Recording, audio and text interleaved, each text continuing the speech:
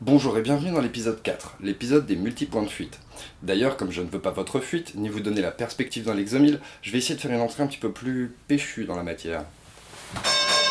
Bienvenue dans ma cuisine arena pour le match de la semaine, l'affrontement fatal, le combat au sommet entre l'œil et le cerveau, qui vous mettra KO ou vous laissera OK. Et tout de suite, mesdames et messieurs, sans augmentation du prix des consommations, nous allons présenter nos deux challengers. Dans le recoin derrière moi, catégorie casse-noisette, en lice depuis le 15e siècle, les points de fuite.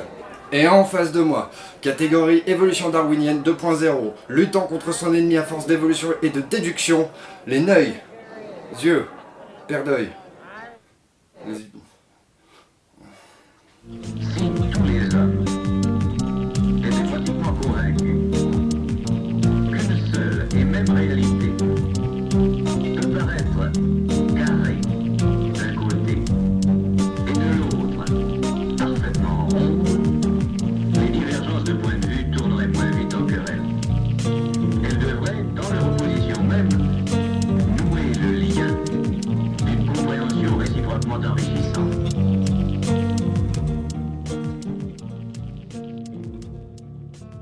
Ok, avant de commencer le combat, on va d'abord s'échauffer un petit peu en revenant sur les deux points qui me paraissaient un peu drôles et un peu décalés du tableau de Velázquez de la semaine dernière. Las Meninas, ou Les Ménines en langage baguette, est sûrement un des tableaux les plus importants de la peinture occidentale.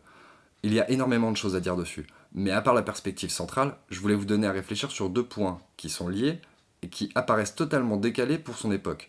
Le premier point, et certains l'ont vu, c'est le miroir du fond. Oui, le tableau de Jan van Eyck, Les Amants Arnolfini, en avait un aussi. Et c'est de là que Velázquez s'inspirera. Mais le miroir des Ménines est bien plus important, car il mène au deuxième point. Ce tableau n'est rien de moins qu'un autoportrait fictif. Donc le deuxième point que je voulais vous faire remarquer, c'est le point de vue. Comment ça, me direz-vous? Ben oui, là, à gauche, avec le pinceau, c'est Velázquez. Donc le point de vue serait celui d'un des deux personnages du miroir. Velázquez n'aura jamais pu peindre ce tableau en miroir. C'est une situation qui a peut-être existé, mais Velázquez l'a recréé de toutes pièces. Donc je voulais vous rappeler à travers ce tableau qu'avant de dessiner, il faut penser à son point de vue et à ce que vous voulez donner à voir. Mais je vous lâcherai pas là-dessus, donc attendez-vous à ce que je radote sec. Maintenant que je vous sens chaud pour en découdre, on attaque la suite de la perspective. Et vous avez de la chance, j'ai plein d'images à vous montrer aujourd'hui. De la même manière qu'il existe la 1, 2, 3 et 4D, on pourrait dire dans un langage à nous qu'on a vu la semaine dernière la 1P, représentée par ce petit logo qui synthétise le cas d'une ligne d'horizon qui n'a qu'un point de fuite. En l'appliquant, on détermine donc un seul point de fuite, parfois symétrique comme je vous le montrais la semaine dernière, mais on peut l'utiliser pour dessiner des objets simples de manière dynamique. Par exemple une mer tranquille avec une côte, un petit nuage et un soleil couchant, puis disons un bateau. Ou on peut utiliser ce même quadrillage et se prendre au jeu d'un couloir pour donner de l'action et du suspense, par exemple pour vous faire suer dans une galaxie fort lointaine. Notez quand même qu'avec quelques coups de crayon, on peut réussir une image logiquement, si ce n'est simplement. Et si vous avez compris cette composition en étoiles, je vais vous donner le secret révélé pour la perspective à deux points.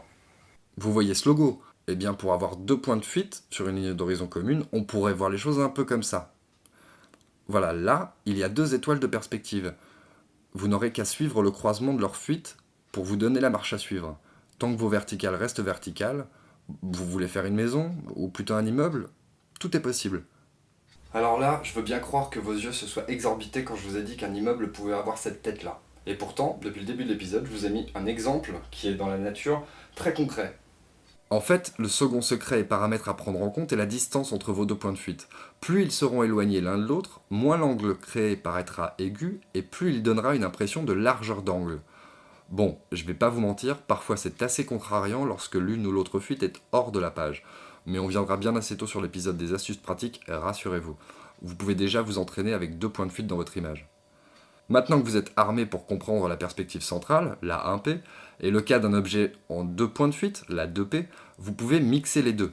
Donc avoir 3 points sur votre ligne d'horizon, ou 4, ou 5, ou 18, autant qu'il y a d'objets. Tant que chaque point de fuite correspond à l'objet qui lui est lié, tout va bien.